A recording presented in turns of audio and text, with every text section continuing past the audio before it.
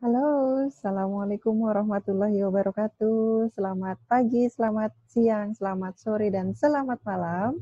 Kita bertemu lagi di mata kuliah Manajemen Resiko. Baik, di pertemuan kali ini, saya senang sekali bisa bertemu kembali dengan para mahasiswa sekalian, meskipun masih dalam virtual ya, kita belum bisa bertatap muka kembali, namun bagaimanapun eh, perkuliahan tetap kita laksanakan dengan anjuran pemerintah. Pun sama dengan saya hingga saat ini masih belum bisa mencari view yang indah di luar sana gitu. Tapi kita akan lakukan perkuliahan ya di recording Zoom ini dan yuk kita belajar bersama. Baik, saya akan sharekan materi kita pada kali ini terlebih dahulu. Ini dia materi kita pada kali ini. Kita akan berbicara mengenai pengukuran risiko. Ya, semoga semua mahasiswa atau para audiens yang menyaksikan channel akun YouTube saya ini dalam keadaan sehat walafiat semuanya, dan kita akan belajar bersama. Jika nanti terdapat kesalahan yang saya lakukan, kalian semua bisa mengoreksi kesalahan saya dan silakan berkomentar. Kita lanjutkan. Judul pada kesempatan kali ini adalah tentang pengukuran risiko. Ya, kita sudah membahas beberapa hal di minggu-minggu yang lalu. Baik, ternyata pengukuran risiko itu ada prinsip-prinsipnya, gitu ya. Yang ini yang menjadi dasar bahwa setiap pengusaha atau para manajer-manajer risiko itu memiliki prinsip yang kuat dalam upaya penanggulangan risiko. Jadi mereka bisa mengukur risiko terlebih dahulu. Ya, ini dia agenda pembahasan kita, topik-topiknya. Yang pertama adalah tentang pengukuran risiko. Yang kedua adalah tentang konsep probabilitas. Kemudian yang ketiga ada asumsi dalam probabilitas. Dan yang keempat ada aksioma probabilitas. Sebelumnya ya, kita harus mengetahui terlebih dahulu pengukuran risiko itu manfaatnya apa sih? Ternyata memang ada manfaatnya. Setelah berbagai tipe kerugian potensial berhasil diidentifikasi, maka untuk keperluan penentuan cara penanggulangannya atau penanggulangan risiko, semua exposure harus diukur, di mana pengukuran tersebut mempunyai dua manfaat. Ya. Manfaat yang pertama, untuk dapat menentukan kepentingan relatif dari suatu risiko yang dihadapi. Kepentingannya apa nih? Sehingga risiko yang dihadapi itu bisa diminimalisir, gitu ya. Kemudian yang kedua adalah untuk mendapatkan informasi yang sangat diperlukan oleh manajer risiko dalam upaya menentukan cara dan kombinasi cara-cara yang paling dapat diterima atau paling baik dalam penggunaan sarana penanggulangan risiko. Ya, ini manfaatnya, ada dua manfaat. Saya lanjutkan, kemudian dimensi risiko yang diukur itu ada dua dimensi. Yang pertama adalah besarnya frekuensi kerugian, artinya berapa kali terjadinya suatu kerugian selama suatu periode tertentu. Jadinya untuk mengetahui sering tidaknya suatu kerugian itu terjadi, kita bisa lihat dari frekuensi kerugian ini, gitu. Kemudian ada yang kedua, dimensi yang kedua adalah tingkat kegawatan atau severity atau keparahan dari kerugian-kerugian tersebut. Artinya, untuk mengetahui sampai seberapa besar pengaruh dari suatu kerugian terhadap kondisi perusahaan, terutama kondisi finansialnya, kita harus mengetahui seberapa tingkat kegawatannya, gitu ya. Nah, ini dia tentang hasil pengukuran. Dari hasil pengukuran yang mencakup dua dimensi yang ada sebelum ini, ya, paling tidak akan dapat diketahui 3 hal. Yang pertama adalah nilai rata-rata dari kerugian selama suatu periode anggaran. Oke. Yang kedua, variasi nilai kerugian dari satu periode anggaran ke periode anggaran yang lain, atau naik turunnya nilai kerugian dari waktu ke waktu. Itu akan dapat diketahui.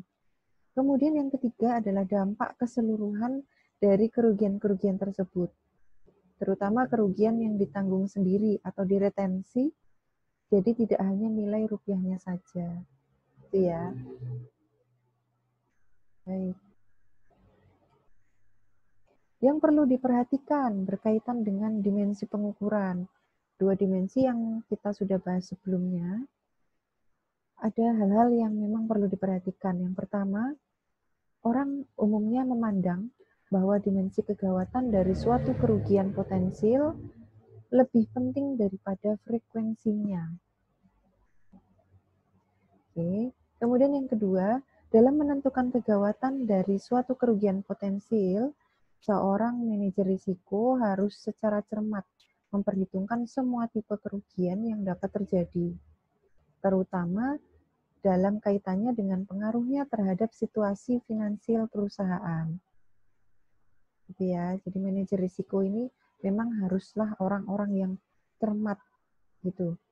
Orang-orang yang memang mengetahui kira-kira ada detail kaitan antara pengaruh satu dengan pengaruh yang lainnya, risiko satu dengan risiko yang lainnya gitu ya.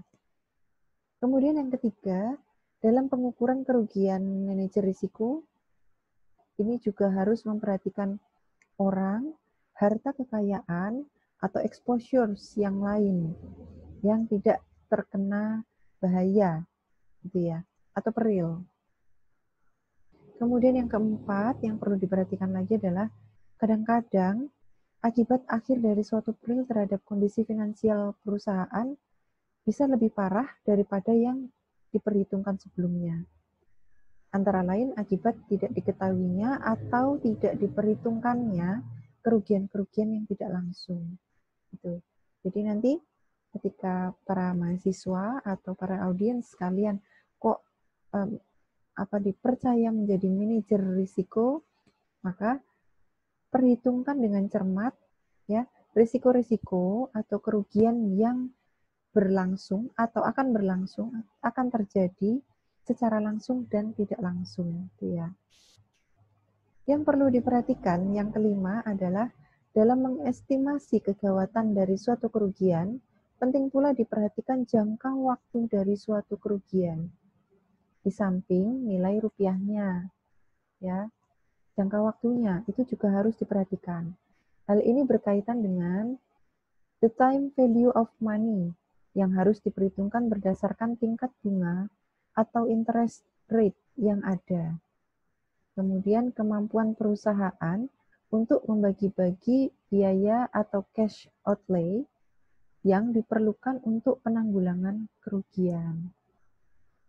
Oke, ini perlu sangat diperhatikan ya. Ya, kita berikan contoh kasus. Kerugian sebesar 5 juta rupiah setiap tahun yang terjadi selama 10 tahun adalah lebih ringan atau tidak gawat dibandingkan dengan kerugian yang selama 10 tahun hanya terjadi satu kali saja, tapi dengan kerugian sebesar 50 juta rupiah. Mengapa dikatakan lebih ringan yang pertama? Sebab pada peristiwa yang pertama, beban bunganya lebih ringan, dan perusahaan dapat dengan mudah memasukkan kerugian tersebut dalam komponen biaya, gitu ya. Sama-sama 50 juta rupiah, tapi beban bunganya untuk yang di peristiwa yang pertama ini dianggap lebih ringan. Gitu. Itu contoh kasusnya. Nah, kita beralih pada pengukuran frekuensi kerugian.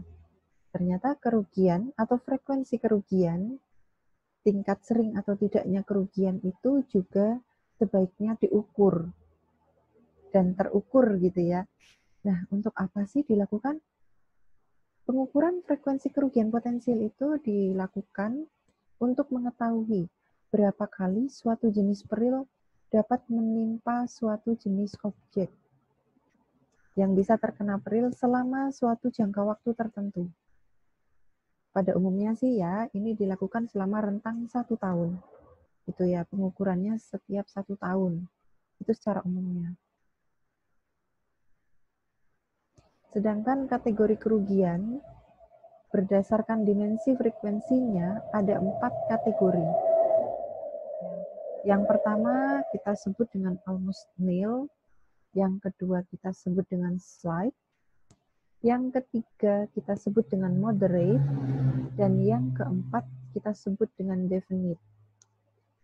Ya, apa itu almost nil? Yang pertama, kerugian yang hampir tidak mungkin terjadi, yaitu risiko yang menurut pendapat manajer risiko tidak akan terjadi atau kemungkinan terjadinya sangat kecil sekali atau hampir tidak mungkin terjadi. Sehingga probabilitasnya terjadinya ini adalah mendekati 0, gitu ya. Sangat kecil terjadi. Berbeda dengan yang kedua, slide. Kerugian yang kemungkinan terjadinya kecil, ya, yaitu risiko-risiko yang tidak akan terjadi dalam waktu dekat dan di masa yang akan datang kemungkinannya pun akan kecil. Gitu. Jadi baik sekarang ataupun yang akan datang kemungkinannya itu sangat kecil. Yang ketiga, moderate, kerugian yang mungkin itu diartikan sebagai kerugian-kerugian yang mungkin bisa terjadi dalam waktu dekat di masa yang akan datang. Gitu ya.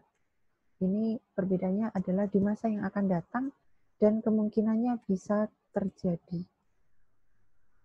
Yang keempat, tentang definite, adalah kerugian yang mungkin sekali terjadi, yaitu kerugian yang biasanya terjadi secara teratur, baik dalam waktu dekat maupun di masa mendatang. Jadi merupakan kerugian yang hampir pasti terjadi. Ini dia ada kategori kerugian. Dalam pengukuran frekuensi kerugian, manajer risiko harus memperhatikan yang pertama, berapa jenis kerugian yang dapat menimpa suatu objek, ya. Kemudian yang kedua, ada berapa jenis objek. Kalau tadi berapa jenis kerugian, yang ini yang kedua, ada berapa jenis objek yang dapat terkena suatu jenis kerugian. Dan yang ketiga yang perlu diperhatikan oleh manajer risiko adalah apa sebab kedua hal tersebut sangat mempengaruhi besarnya probabilitas kerugian potensial. Itu ya. Baik. Kegawatan kerugian. Tadi di depan kita sudah membicarakan tentang kegawatan kerugian. Ternyata tidak hanya risikonya saja, tetapi juga tentang kegawatan kerugiannya itu pun juga sebaiknya diukur. Nah, untuk apa dilakukan? Pengukuran kerugian potensial dan dimensi kegawatan adalah untuk mengetahui berapa besarnya nilai kerugian yang selanjutnya dikaitkan dengan pengaruhnya terhadap kondisi perusahaan, terutama kondisi finansialnya. Oke, itu dia tujuannya. Dalam mengukur kegawatan kerugian potensial, ada 3 hal yang perlu diperhatikan. Ya, kita akan bahas satu persatu. Yang perlu diperhatikan, yang pertama, kemungkinan kerugian maksimum di setiap peril, yaitu besarnya kerugian terburuk dari suatu peril atau peristiwa bahaya, begitu ya. Kemudian yang kedua, probabilitas kerugian yang maksimum dari setiap peril, yaitu merupakan kemungkinan terburuk yang mungkin terjadi, yang besarnya lebih rendah dari kemungkinan kerugian maksimum. Probabilitasnya itu perlu sekali diperhatikan. Kemudian yang ketiga, yang perlu diperhatikan lagi adalah keseluruhan atau aggregate kerugian maksimum setiap tahunnya. Yang merupakan keseluruhan kerugian total yang terbesar. yang dapat menimpa perusahaan selama suatu periode tertentu. Biasanya 1 tahun ya, 1 tahun periode berjalan. Nah, kategori kerugian pun berdasarkan dimensi kegawatannya itu dibedakan menjadi 4 kategori. Yang pertama adalah normal loss expectancy, ya, yakni kemungkinan kerugian yang wajar, yaitu kerugian-kerugian yang dapat dikelola sendiri oleh perusahaan ataupun oleh umum, misalnya perusahaan asuransi gitu. Kemudian yang kedua, probable maximum loss, probabilitas kerugian maksimum, yaitu kerugian yang dapat terjadi bila alat pengaman terhadap peril tidak dapat berfungsi. Oke. Yang ketiga, maximum foreseeable loss, kerugian maksimum yang dapat diduga, yaitu kerugian-kerugian yang tidak dapat diatasi secara individual atau tidak bisa ditangani sendiri. Jadi penanganannya harus diserahkan kepada umum atau perusahaan asuransi. Gitu. Dan yang keempat adalah maximum possible loss, yakni kemungkinan kerugian maksimum, yaitu kerugian-kerugian yang tidak dapat diamankan baik secara individual maupun secara umum atau oleh perusahaan asuransi. Ya, tidak dapat diamankan. Ini dia ada 4 kategori berdasarkan dimensi kegawatan ya, kategori kerugian potensial. Dalam menentukan kegawatan kerugian, manajer risiko harus hati-hati dalam memasukkan semua kerugian yang mungkin bisa terjadi akibat suatu peristiwa tertentu dan bagaimana dampak terakhir terhadap kondisi keuangan perusahaannya. Sebab sering terjadi bahwa yang terlihat adalah kerugian yang tidak penting atau kerugian langsung. Sedang kerugian yang lebih penting justru sering sukar diidentifikasi. Gitu ya. Nah, ini jadi manajer risiko itu memang benar-benar haruslah orang yang cermat gitu. Dan detail. Dia harus punya strategi-strategi yang kuat untuk mengetahui probabilitas risiko. Baik, nah sekarang kita masuk nih ke konsep probabilitas. Kita pahami dulu tentang teori probabilitas. Apa itu probabilitas? Probabilitas adalah kesempatan atau kemungkinan terjadinya suatu kejadian atau kemungkinan jangka panjang terjadinya sesuatu. Pengertian yang demikian ini ternyata kurang bermanfaat untuk melakukan penganalisaan terhadap terjadinya suatu peril atau kerugian. Sehingga untuk dapat melakukan analisa terhadap kemungkinan dari suatu kerugian potensial, kita perlu memahami prinsip-prinsip dasar dari teori probabilitas. Nah, ini konsep-konsep dasarnya dari teori probabilitas. Itu ada yang disebut dengan sample space, ada yang disebut dengan event. Ya, kalau event sudah sering ya mendengar ya para mahasiswa ya. Nah, sample space artinya adalah suatu set dari kejadian tertentu yang diamati. Jadi satu rentang kejadian yang diamati itu disebut dengan sample space. Biasanya disimbolkan dengan huruf S. Kemudian event diartikan sebagai segmen atau bagian dari sample space.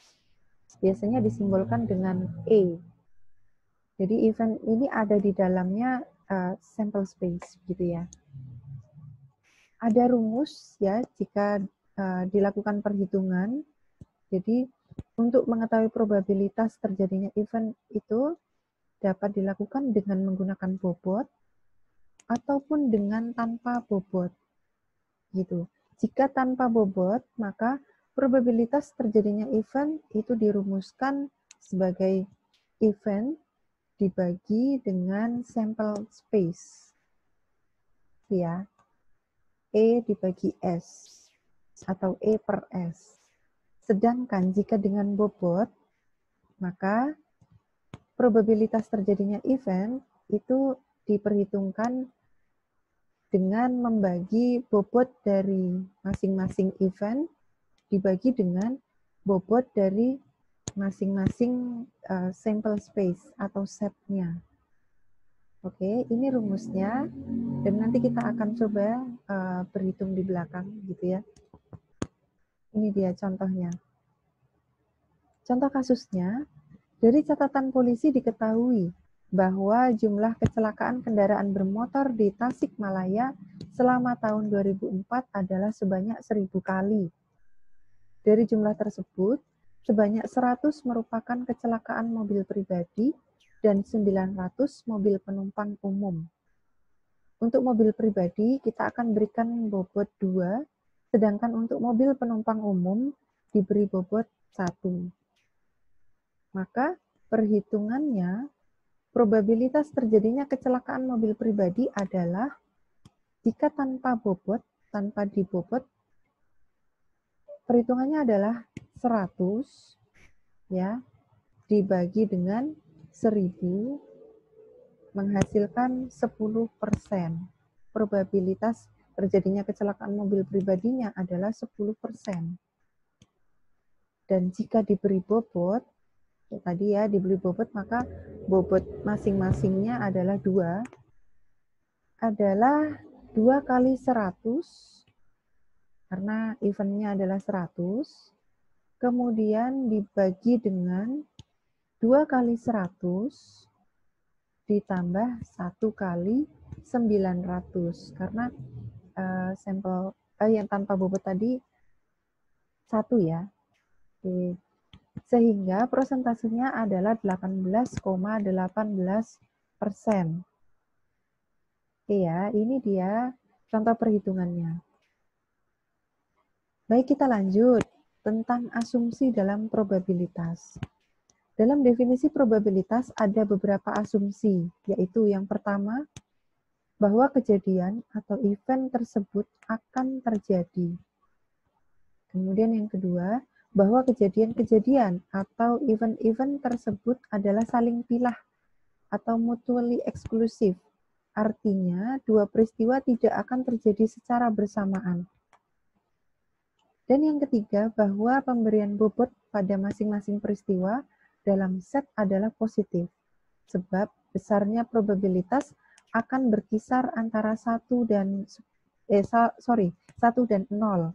ya, berkisar antara 1 dan 0, di mana peristiwa yang pasti terjadi probabilitasnya adalah 1, sedangkan peristiwa yang pasti tidak terjadi itu probabilitasnya adalah 0. Semoga para mahasiswa bisa memahami. Kita beranjak ke aksioma probabilitas. Ada 3 aksioma atau pernyataan yang mendasari definisi probabilitas, yaitu yang pertama, probabilitas adalah suatu nilai atau angka yang besarnya terletak antara 0 dan 1 yang diberikan pada masing-masing event. Ya, terletak di antara 0 dan 1. Kemudian yang kedua, jumlah hasil penambahan keseluruhan probabilitas dari event-event atau set E yang saling pilah dalam sample space atau set S adalah 1. Jumlah penambahan keseluruhan ya. Kemudian yang ketiga, probabilitas suatu event yang terdiri dari sekelompok event yang saling pilah dalam suatu set atau sample space adalah merupakan hasil penjumlahan dari masing-masing probabilitas yang terpisah. Baik, ini aksioma probabilitas. Kemudian kita juga membahas tentang sifat probabilitas. Oke, probabilitas itu ternyata memang ada sifatnya gitu ya. Probabilitas dikatakan adalah aproksimasi. Apa maknanya dari sifat aproksimasi ini? Yang pertama, bahwa probabilitas itu sangat jarang sekali terjadi, atau bahkan tidak mungkin kita dapat mengetahui besarnya probabilitas secara mutlak. Pasti sama dengan kenyataan ya. Jadi kita tidak bisa memastikan bahwa kemungkinan-kemungkinan yang akan terjadi atau probabilitas yang akan terjadi itu pasti sama dengan kenyataan. Itu bahkan sangat jarang atau tidak mungkin kita bisa mengetahui besarnya gitu ya. Kemudian yang kedua dikatakan aproksimasi, yang kita dapatkan hanyalah suatu perkiraan yang mungkin benar dan mungkin juga tidak benar. Gitu ya. Itu adalah sifat dari probabilitas. Dalam probabilitas itu sendiri terdapat dua peristiwa ya. Dua peristiwa yang kita katakan random dan peristiwa yang berulang. Peristiwa yang random ini biasa juga disebut sebagai peristiwa independen dan acak. Oke. Adalah suatu konsep yang sangat penting dalam probabilitas dan penerapannya dalam asuransi berhubungan dengan kejadian atau peristiwa yang sifatnya berdiri sendiri atau independen. Artinya, hasil dari suatu peristiwa dalam sekelompok kemungkinan peristiwa tidak akan mempengaruhi penilaian tentang probabilitas dari peristiwa yang lain. Jadi berdiri sendiri. Satu peristiwa tidak akan mempengaruhi peristiwa yang lain, intinya begitu. Kemudian peristiwa yang berulang, apabila kita mengetahui bahwa probabilitas terjadinya suatu peristiwa dalam satu kali percobaan adalah P, dan probabilitas tidak terjadinya sesuatu adalah Q, maka perhitungannya adalah Q sama dengan 1 dikurangi P. Ya, probabilitas tidak terjadinya sesuatu itu sama dengan 1 dikurangi peristiwa yang terjadi dalam satu kali percobaan. Nah, Q sama dengan 1 dikurangi P ini disebut dengan formula binomial. Oke, semoga bisa dipahami. Nah, dalam kita berbicara tentang pengukuran risiko, tentang probabilitas, gitu ya. Ada satu nilai yang kita sebut sebagai nilai harapan atau expected value, yang berarti suatu peristiwa dapat ditentukan dengan membuat tabel binomial untuk hasil-hasil yang mungkin diperoleh dari menilai masing-masing hasil tersebut berdasarkan probabilitasnya. Dengan menjumlahkan hasil dari masing-masing peristiwa tersebut akan diperoleh expected value.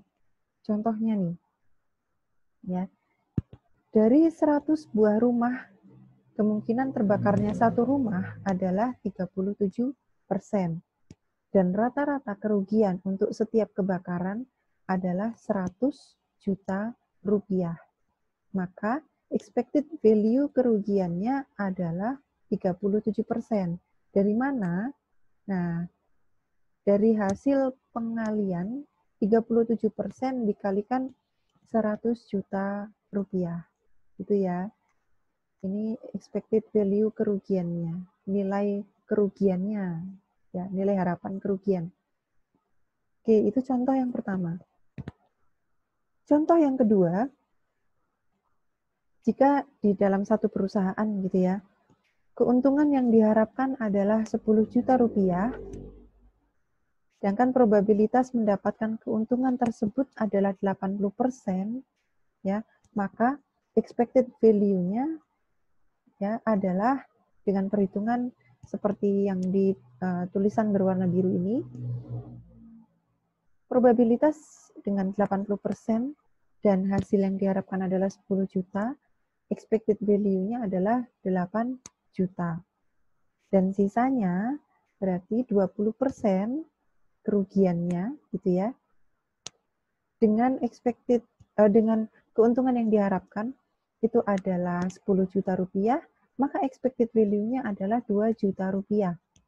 Sehingga jika kita menggunakan probabilitas 100% dari contoh kasus yang kedua ini, maka di kolom expected value itu total dari probabilitas 80% dikurangi dengan total probabilitas yang 20%. 8 juta dikurangi 2 juta. Maka expected value-nya adalah 6 juta rupiah. Nah, untuk mengamankan terhadap risiko yang dihadapi dapat dialihkan kepada pihak yang lain yang mau menerima. Biasanya ini diserahkan kepada pihak asuransi. Contohnya begitu ya. Baik. Nah, kita beranjak pada penafsiran tentang probabilitas. Ada beberapa penafsiran ya. Yang pertama tentang probabilitas ini bahwa probabilitas ini adalah peristiwa yang saling pilah. Jadi kita sudah sedikit menyinggung di depan. Atau mutually exclusive event. Apa itu saling pilah?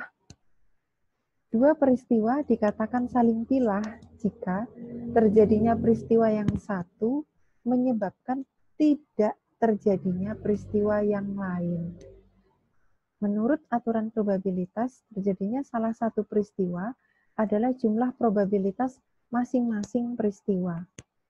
Bila peristiwanya A dan B, maka probabilitas terjadinya peristiwa A atau B dapat dinyatakan sebagai berikut.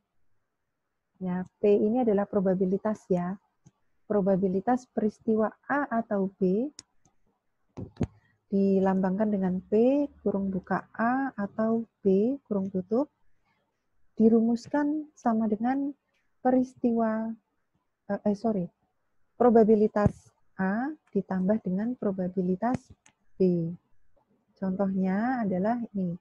Probabilitas terjadinya kerugian peristiwa A sebesar 1 juta rupiah adalah 1/10. Dan kerugian peristiwa B sebesar 2,5 juta atau 2.500.000 rupiah adalah 1/20.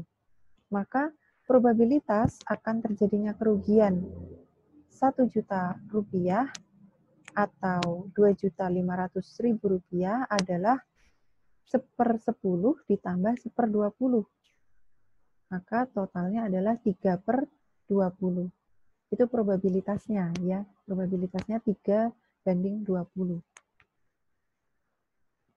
Yang kedua, adanya compound events adalah terjadinya dua atau lebih peristiwa terpisah selama jangka yang sama. Metode untuk menentukan probabilitas suatu compound events tergantung pada sifat peristiwa yang terpisah. Apakah merupakan peristiwa bebas atau peristiwa bersyarat. Oke. Yang pertama, compound events yang bebas atau independen. Dua peristiwa adalah bebas terhadap satu sama lain jika terjadinya salah satu tidak ada hubungannya dengan peristiwa yang lain. Ya, tidak saling mempengaruhi. Probabilitas terjadinya peristiwa itu serentak dalam waktu yang sama atau berbarengan gitu ya, adalah sama dengan hasil perkalian probabilitas masing-masing peristiwa. Kita akan bahas nanti setelah slide ini. Kemudian yang kedua, compound events bersyarat atau conditional compound event. Compound events bersyarat adalah dua peristiwa atau lebih di mana terjadinya peristiwa yang satu akan mempengaruhi terjadinya peristiwa yang lain. Probabilitas compound events bersyarat dapat dihitung dengan rumus seperti yang tertera ya di layar. Dengan simbol rumus P atau probabilitas A dan B sama dengan probabilitas A dikalikan probabilitas B dibagi A. Atau probabilitas B dan A itu sama dengan probabilitas B dikali probabilitas A dibagi B. Di mana probabilitas A dan B adalah notasi untuk probabilitas bersyarat yang terjadinya peristiwa B itu sesudah terjadinya peristiwa A. Nah, sedangkan probabilitas B dan A itu adalah sebaliknya ya. Gitu. Ya, baik, kita akan membahas nomor 1, compound events yang bebas atau independen. Contohnya adalah ini. Perusahaan X ya mempunyai 2 gudang A dan B. Di mana gudang A terletak di Surabaya dan gudang B terletak di Semarang. Probabilitas terbakarnya gudang A tidak mempengaruhi atau dipengaruhi oleh terbakarnya gudang B. Bila probabilitas terbakarnya gudang A adalah 1/20 dan probabilitas terbakarnya gudang B adalah 1/40, maka probabilitas terbakarnya gudang A dan B adalah 1/20 dikalikan 1/40, yakni 1/800. Itu ya. Ini adalah probabilitasnya, probabilitas terbakarnya gudang A dan B. Aturan tentang compound probability dapat digabungkan dengan aturan tentang mutually exclusive probability. Ya, tadi yang di depan tentang saling pilah gitu, dalam rangka menghitung probabilitas dari semua kemungkinan, yaitu sebagai berikut. Yang pertama, kita sebut sebagai kemungkinan pertama, terbakarnya gudang A dan tidak terbakarnya gudang B. Berarti penghitungannya adalah 1/20 dikalikan 1 dikurangi 1/40, yakni 39/800. Kemungkinan yang kedua, tidak terbakarnya gudang A dan terbakarnya gudang B dihitung dengan 1 dikurangi 1/20 dikalikan 1/40. Hasilnya adalah 19/800. Kemudian yang ketiga, kemungkinan ketiga, tidak terbakarnya gudang A dan gudang B adalah 1 dikurangi 1/20 dikalikan 1 dikurangi 1/40. Hasilnya adalah 741/800. Dan yang terakhir, kemungkinan keempat adalah kemungkinan terbakarnya gudang A dan B secara bersamaan, yakni 1/20 dikalikan 1/40 sama dengan 1/800, gitu ya. Jadi jumlah probabilitas keempat kemungkinan, kemungkinan pertama, kedua, ketiga, dan keempat, jika ditotal atau dijumlahkan, itu jumlahnya adalah 1. Oke, gitu ya.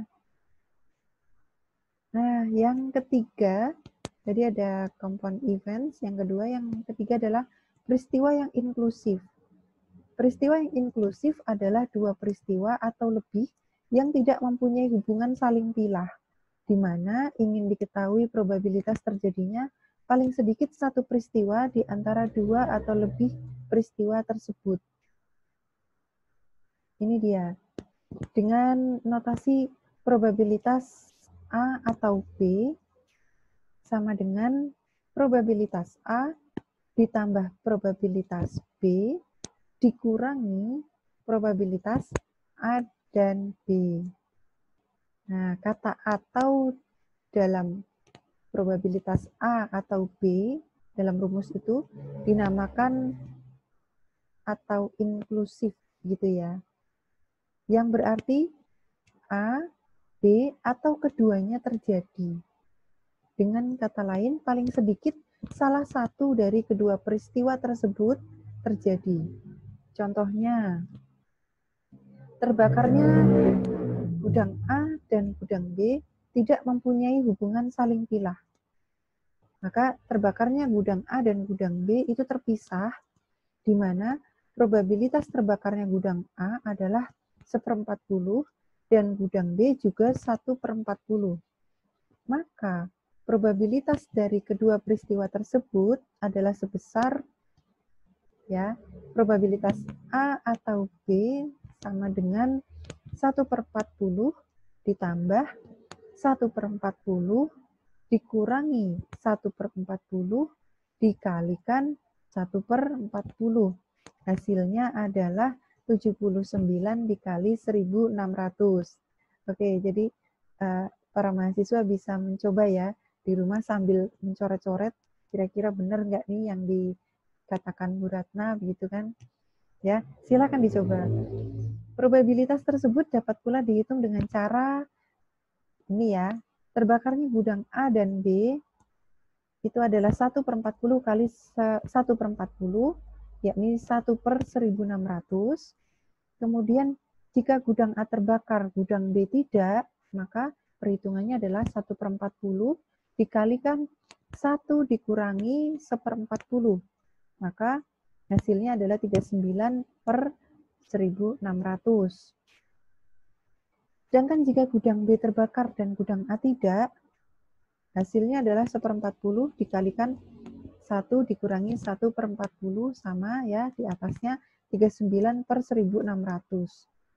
Dan probabilitas A dan B yang terbakar adalah 79/1600 dengan perhitungan yang sudah ada di atasnya. Ya, para mahasiswa dapat melakukan perhitungan, contoh-contoh perhitungan dengan merubah angka. Misalnya gudang A adalah 1/40, kemudian gudang B 2/50 misalnya, ya, supaya kelihatan ada perbedaan angkanya dan bisa digunakan untuk latihan begitu ya. Ya, baik. Itu tadi materi tentang pengukuran risiko ya. Saya rasa sudah cukup dan para mahasiswa bisa mempelajari kembali, bisa mengunduh materi atau juga bisa mengikuti di channel YouTube saya ini ya. Dan saya cukupkan, saya rasa terima kasih sekali sudah menyempatkan mampir ke channel saya, channel akun YouTube saya.